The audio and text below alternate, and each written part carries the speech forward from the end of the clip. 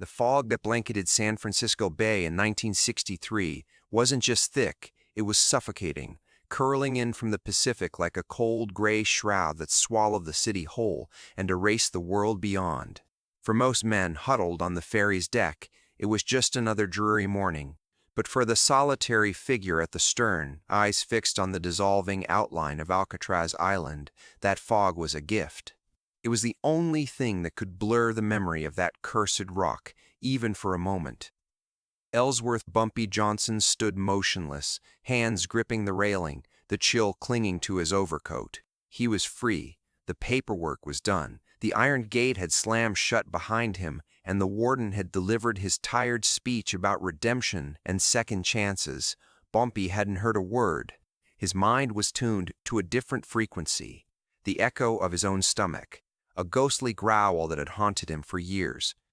5 years the sentence had read. But inside Alcatraz, time didn't tick by in years. It crawled by in meals, or more accurately, in the aching absence of them. Bumpy Johnson, once the king of Harlem, a man who'd shared tables with royalty and movie stars, had spent 60 months learning what hunger really meant. It wasn't just emptiness. It was a gnawing, sharp pain, a rat inside your ribs, desperate to claw its way out. And it wasn't by chance. It was by design. He shut his eyes, and suddenly he wasn't on the boat anymore. He was back in the hole, DB block, solitary. Darkness so complete it pressed against his skin. The stench of damp concrete, the sour reek of the bucket in the corner, the heavy, deliberate footsteps of a guard echoing down the corridor. Thud, thud, thud.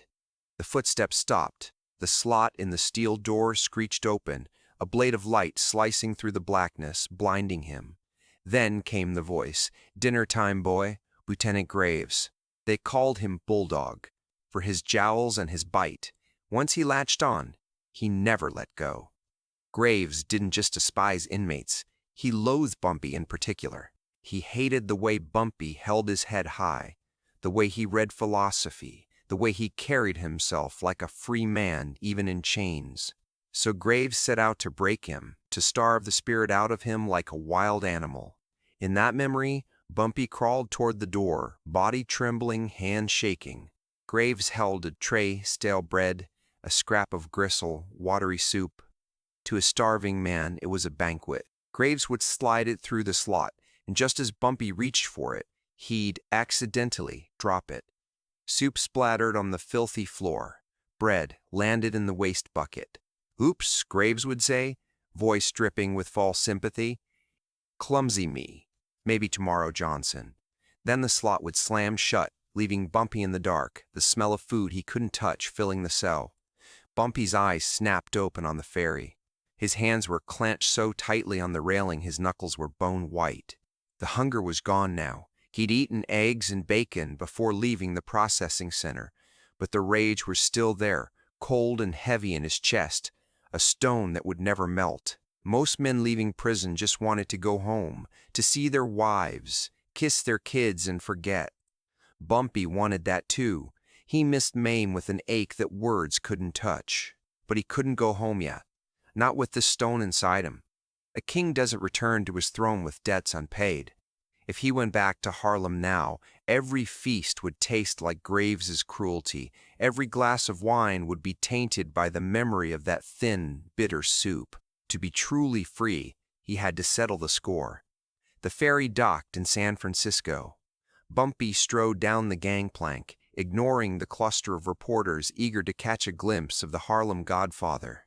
He pulled his hat low, ducked into a waiting cab, and gave the driver an address that wasn't the airport. It was a rundown motel in Oakland, paint-peeling neon sign buzzing like an angry wasp. Bumpy checked in under the name Mr. Ellsworth. The room reeked of pine cleaner and stale smoke, but compared to DB Block, it was a palace. He sat on the bed, testing the mattress, too soft. He'd probably sleep on the floor. He opened his suitcase on the table. Inside, 3 suits Mame had sent, a new pair of shoes, and a thick envelope taped to the lining. Bumpy peeled back the tape and dumped the envelope's contents onto the bedspread. Not cash, information. For the last 6 months, Bumpy had played the model inmate. He swept floors, worked laundry, kept his mouth shut, but his eyes and ears were always open. He'd used his connections, Italians who respected him, black inmates who idolized him, to build a map, not of the prison, but of the men who ran it. He knew who was sleeping with whom, who owed money, who gambled, and most importantly, where the guards went when they clocked out. He spread 3 photographs on the bed. Grainy, taken by a private investigator hired to his lawyer. Quick question for you. If you were in Bumpy's shoes, would you go after the people who wronged you, or would you try to leave the past behind? Let me know your answer in the comments. And if you're finding this story gripping so far, don't forget to hit like and subscribe for more powerful tales like this one. The first, a man with a red nose and watery eyes, slumped at a bar. Officer Miller, the night shift guard, the one who watched while Graves kicked away the food. Miller wasn't evil like Graves. He was weak, a follower who laughed at the right jokes because he was too scared not to. But silence is a sin too. Miller had watched a man starve and done nothing. The second photo, a thick-armed man with a crew cut, working on a car. Officer O'Malley, the muscle. O'Malley liked his baton, treated inmates' ribs like xylophones. He'd broken Bumpy's arm in '61 for insubordination. It never healed right. Still clicked when it rained. The third photo was the centerpiece, Lieutenant Bulldog Graves. He looked older, out of uniform, retired now, living easy on a pension padded by years of bribes. He was smiling, holding a fishing rod. That smile made Bumpy's blood run cold. It was the smile of a man who thought he'd gotten away with it. Bumpy picked up Miller's photo. "You first," he whispered to the empty room. He waited for nightfall. Rain hammered the window, relentless. Bumpy, dressed with care, charcoal suit, white shirt, black tie, shoes polished to a mirror shine. He wasn't dressing for a fight, he was dressing for a funeral. He checked his reflection. The face staring back was gaunt, cheekbones sharp, eyes hollowed by years of watching his back. But the weakness was gone. In its place, razor focus. He slipped leather gloves into his pocket. No fingerprints, no gun. He wouldn't need one for Miller. Miller was already broken, he just didn't know it yet. Bumpy took a bus to the docks. The air stank of diesel and rotting fish. He found the bar easily, the rusty anchor, a dive where men drank to forget their names. Bumpy stepped inside. The bartender, a burly man with a mermaid tattoo, looked up, saw a black man in an expensive suit, and paused. In 1963, in this part of town, that usually meant trouble. But Bumpy's eyes told him this wasn't the kind of trouble you could throw out. This was the kind you served. Bumpy scanned the room, his gaze sharp and unhurried. 4 men sat at the bar. 3 were dock workers, loud and rowdy, their laughter bouncing off the stained walls. The 4th sat alone at the far end, hunched over a glass of cheap whiskey, lost in his own storm. Officer Miller. He looked even worse than in the photograph. Skin sallow, jacket stained, shoulders caved in. He muttered to himself, tracing the rim of his glass with a trembling finger. Bumpy's footsteps echoed on the wooden floor, each step deliberate, impossible to ignore. He pulled out the stool beside Miller and sat down. Miller didn't look up. "This seat's taken," he slurred, not bothering to check who he was talking to. "I don't think it is," Bumpy replied, his voice low and smooth like gravel wrapped in velvet. Miller froze, his finger halting mid-circle. That voice, he'd heard it every night for 5 years. The voice that quoted Dante from the darkness, the voice that never begged. Miller turned, squinting, his mind struggling to accept what his eyes saw. Johnson. "Hello, Mr. Miller," Bumpy said, signaling the bartender. "A bottle of your best whiskey and 2 clean glasses." Miller shrank back, panic flickering in his eyes. He glanced around, but the dock workers were too busy arguing about baseball to notice. You can't be here. You're supposed to be in Alcatraz." "Not anymore," Bumpy said. The bartender set the bottle and glasses down. Bumpy poured a drink for each of them. "I'm a free man, just a tourist, visiting old friends. We ain't friends, Miller stammered, his hand inching toward his jacket pocket. Bumpy's hand shot out, clamping over Miller's wrist with iron strength. For a man who'd been starved, Bumpy's grip was terrifying. Don't reach for that piece, Miller. You're drunk. You'd shoot your own foot off. Besides, if I wanted to hurt you, I'd have waited in the alley. Miller's resistance melted away, fear draining the fight from him. What do you want? He whispered. I want to have a drink, Bumpy said, releasing his wrist. Drink. Miller's hand shook as he lifted the glass and downed it in one gulp, coughing as the whiskey burned his throat. Look, Johnson, I know you're sore, but it wasn't me, it was Graves. He was the boss. I just followed orders. I got a wife. I got kids. I know, Bumpy said softly. I know about your wife, Sarah. Your daughter, Jenny. She's 10, right? Goes to St. Mary's. Miller's face went ghostly pale. You stay away from them. I have no interest in your family, Miller. I'm not a monster. That's the difference between you and me. You watched a man starve and laughed. I watched you starve your own soul and felt pity. Bumpy poured another drink. You see, I know something about you. I know why you drink. You drink because you remember the screams. You drink because you know what happened in DB Block was a sin. Miller stared at his glass, tears welling in his bloodshot eyes. I couldn't stop him. Graves. He's crazy. He would have fired me. He would have had me beaten. Fear.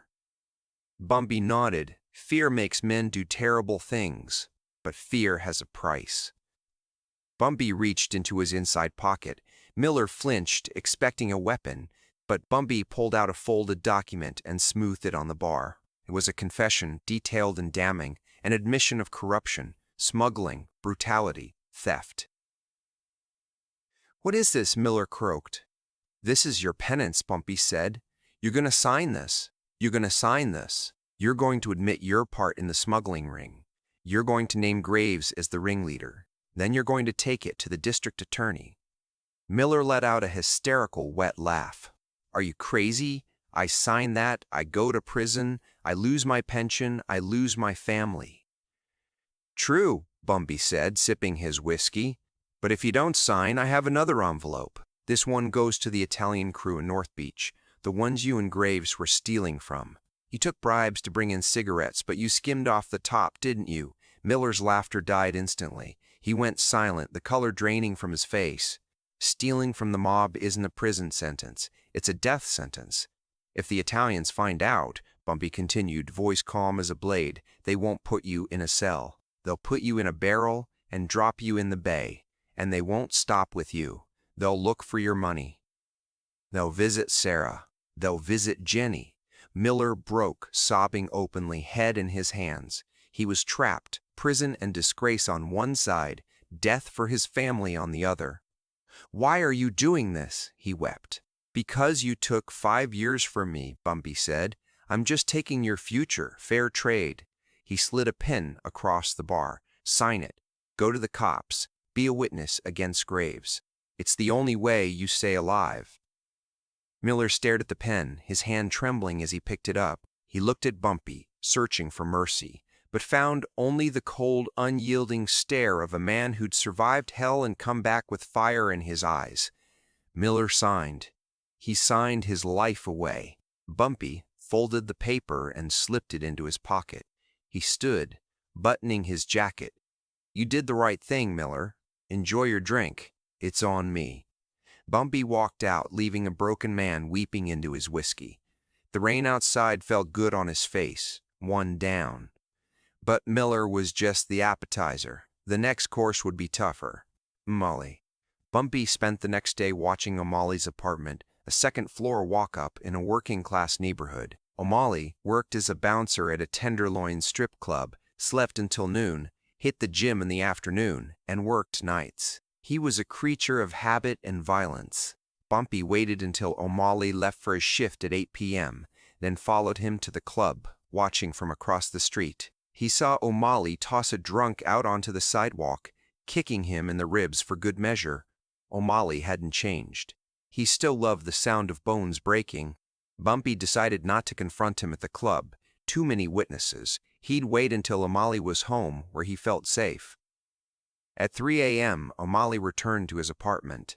Bumpy watched the lights flicker on, then off. He waited another hour. The street was deserted, save for a stray cat knocking over a trash can.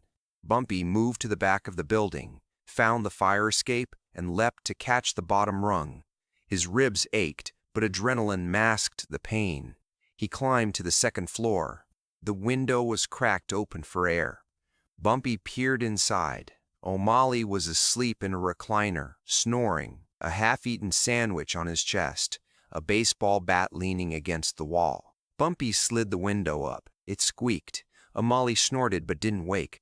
Bumpy stepped inside, standing over the sleeping brute. He could have ended it right there, a knife, a pillow. But that wasn't the plan.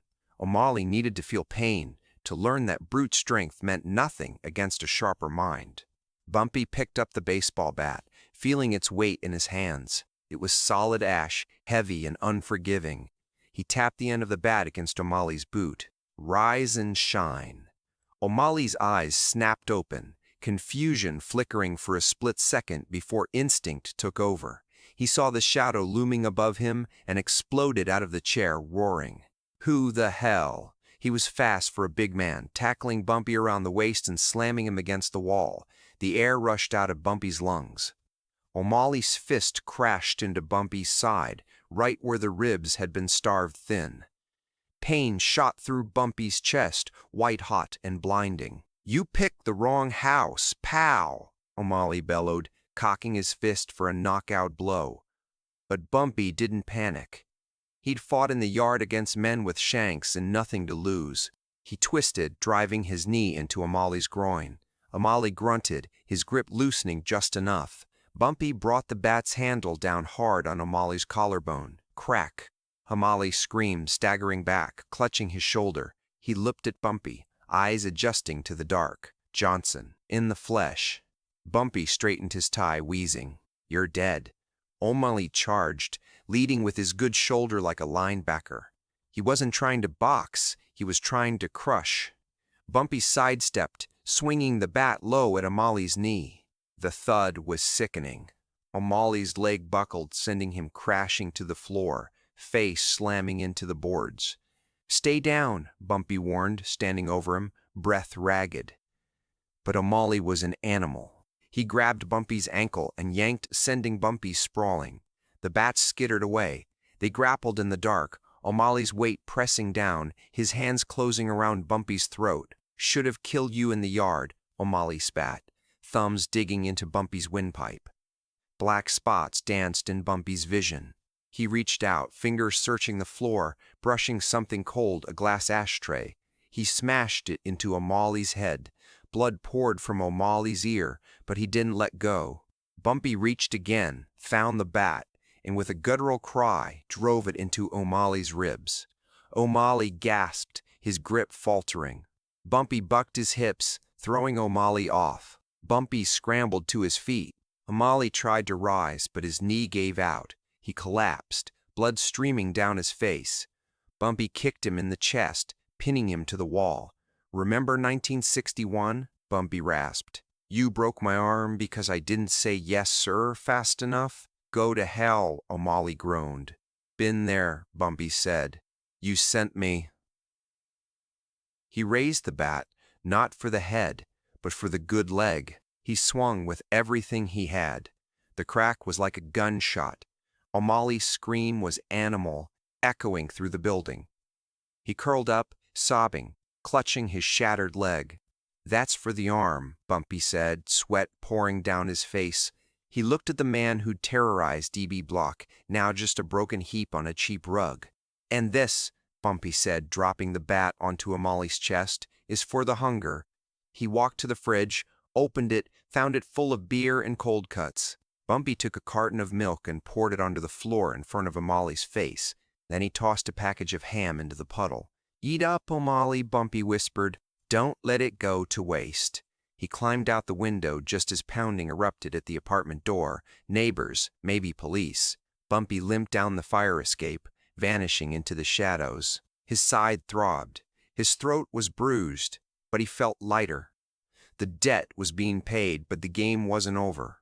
As Bumpy made his way back to the motel, the first light of dawn crept over the city. Somewhere in a quiet house in Pacific Heights, a telephone rang. Lieutenant Graves sat up in bed, answering groggily. "Yeah, Lieutenant," a voice whispered. It was Miller, calling from a payphone outside the police station, moments before turning himself in. "He's here." "Who?" Graves asked, rubbing his eyes. "Johnson, Bumpy Johnson.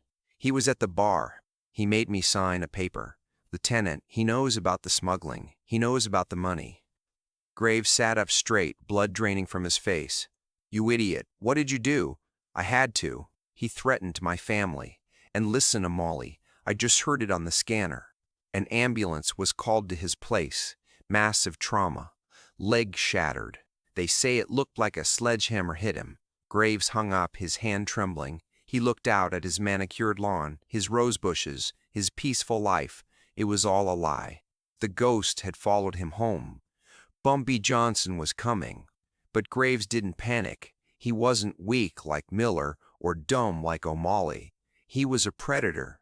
He walked to his closet, unlocked a heavy safe. Inside wasn't just money. It was a Rolodex, names of men who owed him favors. Dangerous men. Men who killed for a living. He dialed a number. "This is Graves," he said. "I have a pest problem. A big one. I need a cleaning crew at my house tonight, and bring the heavy equipment." He hung up, walked to the kitchen, poured himself a cup of coffee, and set a loaded .45 next to the sugar bowl. "Come on, Bumpy," Graves whispered, eyes cold. "Come and get your dinner." Miles away, Bumpy sat on the edge of his motel bed, icing his ribs. He looked at the third photo, Graves, smiling. He struck a match, held it to the corner of the picture, and watched the face curl and blacken, turning to ash. The easy part was over. Now the war began. The fog had swallowed Pacific Heights whole, a thick, soupy gray that muffled the city's sounds and turned streetlights into floating islands of yellow. Inside a two-story Victorian at the end of a cul-de-sac, Lieutenant Bulldog Graves sat in his leather armchair, a glass of scotch trembling in his hand. The house was dark, save for a single lamp on the desk. He'd sent his wife to her sister's in Sacramento, claiming a plumbing emergency. The truth was messier. The plumbing was fine. It was the past that was backing up. Graves checked his watch. 2:15 a.m. Silence. He wasn't alone. He'd called in favors from the cleaning crew. 3 ex-military men, dishonorably discharged, who killed for cash and never asked questions. One was in the kitchen with a shotgun. One was upstairs with a rifle, watching the street. The third, a knife specialist named Carver, prowled the backyard garden. "Come on, you piece of trash," Graves whispered to the empty room. "Make a move." Graves was terrified, but arrogance kept him upright. He believed in walls, in guns, in the systems that let him starve men in Alcatraz. He didn't understand that Bumpy Johnson didn't fight walls. He walked through them. Bumpy was already there. He'd been crouched on the neighbor's garage roof for an hour, watching the house through the mist. He saw the shadow in the upstairs window, the glow of a cigarette in the bushes. He counted the men, 3 hired guns plus Graves, 4 against 1. Bumpy smiled. In Alcatraz, the odds were 50-1. 4 felt fair. He didn't have a gun. He had a plan, a length of piano wire from a hardware store, a heavy wrench from the motel's toolbox, and the darkness. He knew how to live in it. These men were used to electric lights and open spaces. Bumpy had spent 30 days in a hole where he couldn't see his own hand. He was king of the dark. He moved, slipping down the side of the garage and landing silently on the wet grass of the neighbor's yard. He crawled to the fence, peering through the slats at Carver, pacing near the rose bushes, knife glinting every time he passed the kitchen window's glow. Carver was impatient, stomping his feet to keep warm, his nerves on edge. Bumpy picked up a small stone and tossed it against the far side of the house. Clack. Carver spun, knife raised. "Who's there?" Silence. Carver crept toward the noise, moving away from the fence. Bumpy vaulted over, landing softly in the flower bed. He moved low, a shadow among shadows, closing the distance just as Carver realized he'd been tricked. Carver turned, knife up, but Bumpy was already inside his guard. He didn't use the wire yet. The wrench came down hard on Carver's wrist, sending the knife flying into the hydrangeas. Carver's mouth opened to scream, but Bumpy's hand clamped over his face, pushing his head back. He swept Carver's legs, driving him into the mud.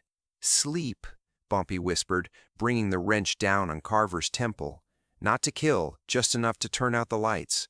Carver went limp. Bumpy dragged him into the deep shadows and covered him with a tarp. One down. Bumpy eyed the house. The kitchen light was a problem, casting a pool of brightness into the yard. He needed to blind them. He found the fuse box on the side of the house, locked with a padlock. No key, but the wrench did the job. One hard twist, and the hasp snapped. He opened the panel, found the main breaker, and took a breath. When he pulled this lever, the war would begin. Clunk. The house plunged into blackness. Inside, chaos erupted. "What the hell?" shouted the man in the kitchen. "Graves, the power's out. Shut up!" Graves barked from the living room. He cut the line, eyes open. "He's coming." Bumpy moved to the back door. It was locked, but it was glass. He wrapped his hand in his jacket and punched through a pane near the handle, reaching in to unlock it. The sound of breaking glass was masked by the thundering footsteps of the man upstairs. Bumpy slipped inside. The kitchen thick with the smell of fear, sweat, and stale tobacco. He crouched behind the island. The kitchen gunman, a heavy-set brute named Miller, no relation, fumbled with a lighter, the flame flickering on his terrified face. Flick, light, flick, dark. In the dark, Bumpy moved, sliding across the linoleum in his socks, silent as a ghost. When the lighter sparked again, Bumpy was right beside him. Miller yelped, swinging the shotgun wildly. The blast roared, blowing a hole in the fridge, milk and glass spraying everywhere. The flash blinded Miller, but Bumpy had closed his eyes just before the trigger pulled. He grabbed the hot barrel, twisting it upward, and drove his knee into Miller's gut, doubling him over. Then the piano wire looped around Miller's neck, not to kill, just to control. He tightened it, cutting off air. Miller gagged, dropping the gun, clawing at his throat. "Shh," Bumpy hissed. "Be quiet or I pull harder." He dragged Miller to the pantry, shoved him inside, and wedged a chair under the knob. Miller kicked and thumped, but he wasn't getting out. Two down. Graves's voice echoed from the living room. "Report." No answer. Just rain and the thumping from the pantry. "He's in the house," Graves shrieked. "Richards, get down here." Richards, the rifleman upstairs, thundered down, flashlight beam slicing through the dark. He was, the pro, methodical, not rushing. He swept the light left, then right, saw the open pantry, the shattered fridge. "Clear the kitchen," Richards muttered, swinging the rifle. Bumpy pressed flat against the wall behind a grandfather clock, watching the beam cut through dust. Richards reached the bottom of the stairs, swept the light toward the kitchen. Bumpy stepped out, tapped him on the shoulder. Richards spun, bringing the rifle butt up, but Bumpy ducked, slipping inside the arc. He punched Richards in the solar plexus, a short, brutal jab that emptied the man's lungs. Richards folded. Bumpy grabbed his head and slammed it against the wall. The dry wall cracked. Richards slid to the floor, out cold. Bumpy picked up the flashlight, clicked it off. He didn't need it. Now it was just the two of them. Bumpy walked toward the living room. Graves was huddled behind his desk, pistol pointed at the doorway, breath coming in ragged gasps. "I know you're there, Johnson," Graves yelled, voice cracking. "I have a gun. You come to that door, I'll blow your head off." "You had a gun in DB block, too." Bumpy's voice floated from the darkness, everywhere and nowhere. "Didn't save you then. Won't save you now." "I was doing my job," Graves pleaded, bravado crumbling.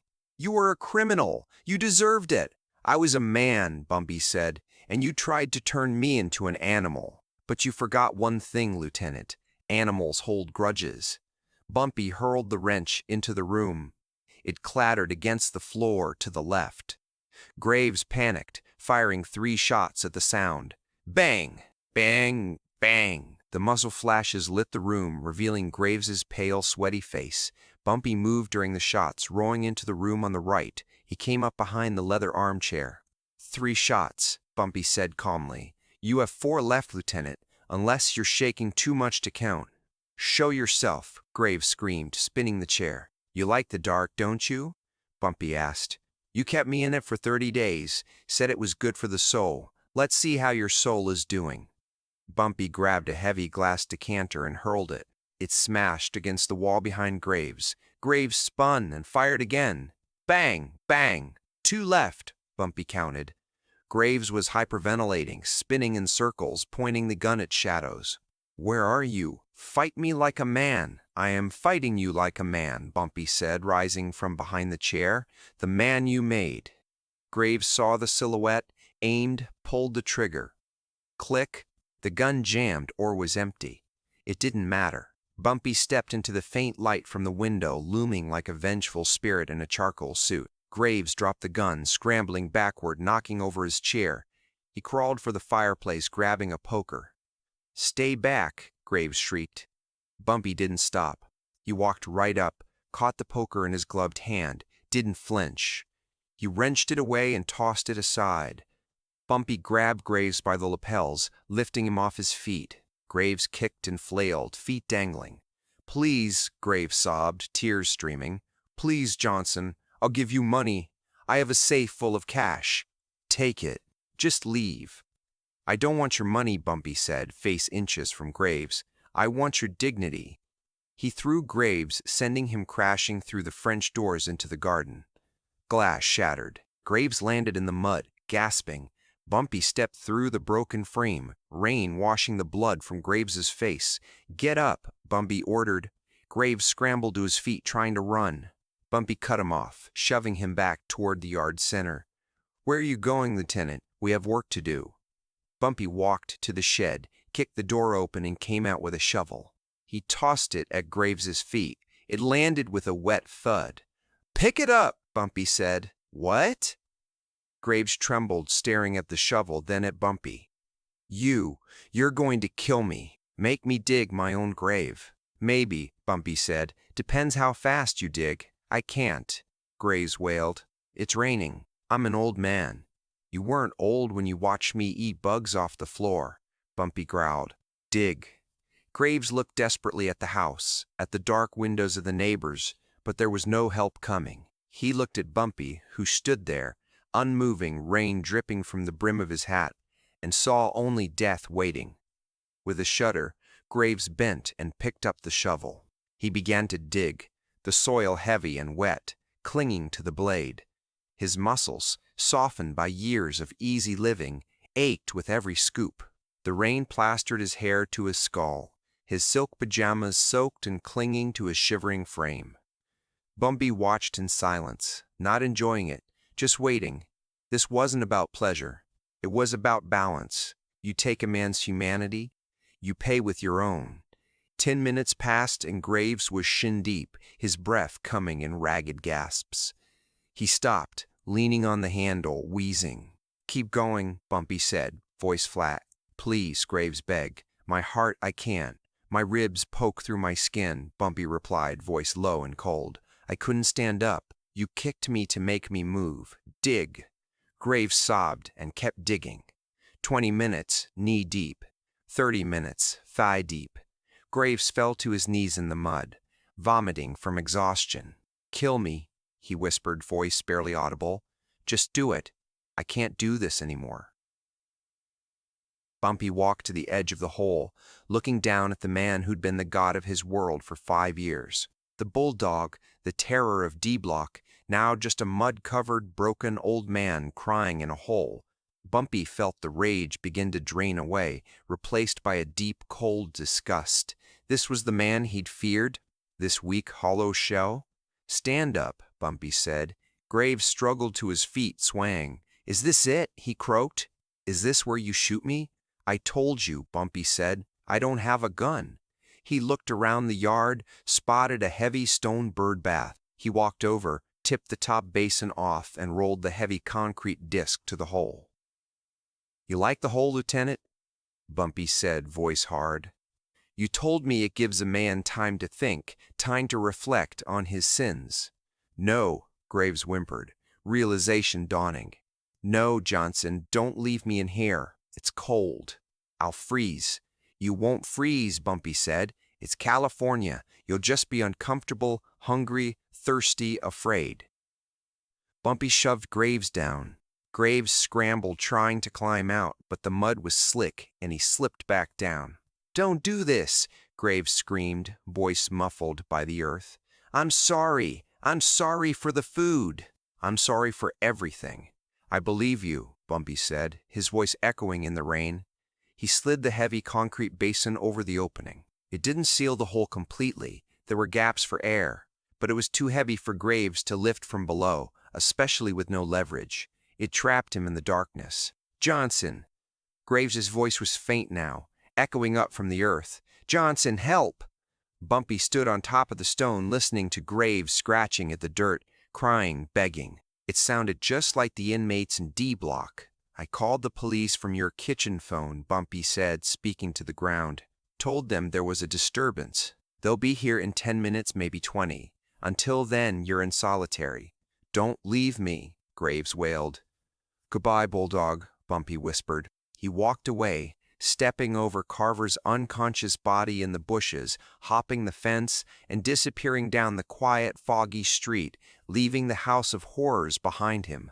Behind him, the muffled screams of Lieutenant Graves continued, a ghost haunting his own garden. When the police arrived, they would find a scene of madness. 3 unconscious hitmen tied up in the house, and the homeowner, the respected Lieutenant Graves, buried in his own backyard. Screaming about a demon named Bumpy Johnson, his career would be over, his reputation shattered. He'd be the laughingstock of the department, and every time he closed his eyes for the rest of his life, he'd feel the weight of the earth pressing in on him. Bumpy walked for miles, letting the city swallow him up. He walked until the sun began to burn through the fog. He found a diner near the train station, just opening for the day. He went inside and sat at the counter. Coffee, Bumpy said, and pancakes, 3 stacks. The waitress poured him a cup. Hungry morning, hon? Bumpy looked at the steam rising from the cup, took a deep breath. For the first time in 5 years, the rat in his chest was quiet. The stone was gone, starved out. Bumpy smiled. But I think I'm finally ready to eat. He ate slowly, savoring the syrup, the butter, the coffee. It was the best meal of his life, not because the food was good, but because it tasted like freedom. 2 days later, the train pulled into Grand Central Station, New York City. The noise hit him first, the honking, the shouting, the rhythm of the greatest city on earth. Bumpy stepped onto the platform, suitcase in hand, and took a deep breath of the grimy, gasoline-scented air. It smelled like home. He took a cab uptown.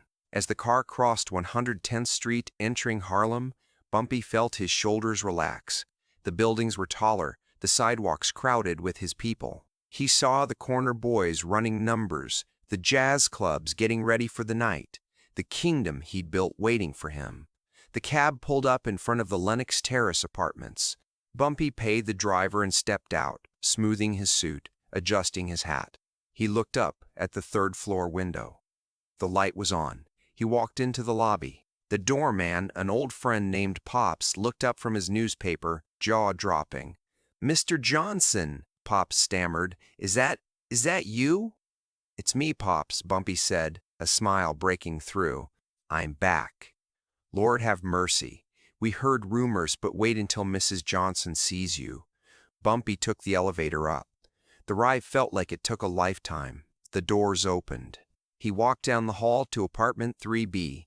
He stood in front of the door, raised his hand to knock, but hesitated.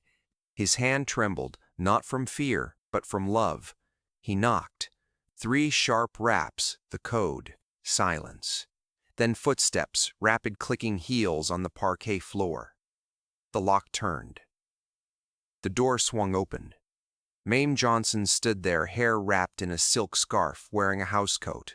She looked older, tired, lines of worry etched around her eyes.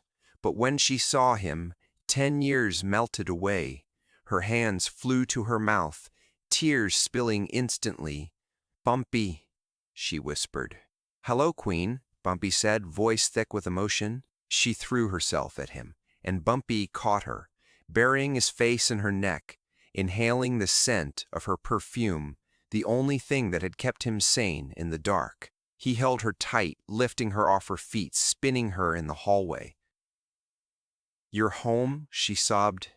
"You're really home."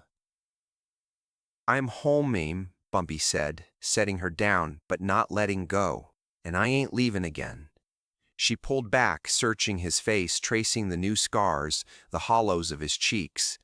She saw the hunger's damage, but she also saw the fire in his eyes. He hadn't come back broken. He'd come back hardened. "Are you okay?" she asked, her voice trembling as she studied him, her fingers gently tracing the lines that prison had carved into his face. Did they hurt you?"